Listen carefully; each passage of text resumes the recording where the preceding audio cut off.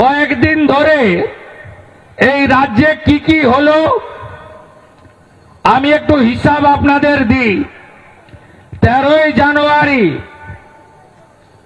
মালদা জেলার মোথাবাড়ি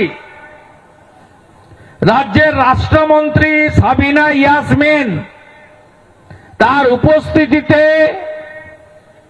মুসলিম নেতারা বললেন আমরা এখানে 65, হিন্দুরা 35, ওরা সব বিজেপিকে ভোট দেবে, তাই আমাদেরও এক হতে হবে।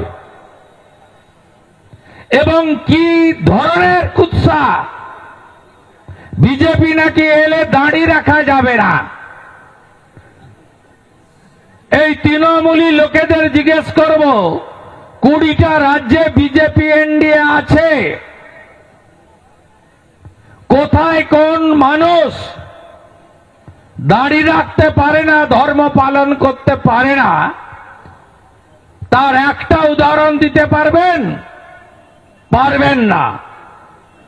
তৃণমূলের খেলা শুরু হয়ে গেছে। ইলেকশন কমিশন গর্তে কার্বলিক অ্যাসিড ঢেলে দিয়েছে। যত বিষাক্ত সাপ ছিল তারা সব বেরিয়ে এসেছে। ফরাক্কার বিডিও অফিস ধুলিস্বাদ সবাই দেখছে।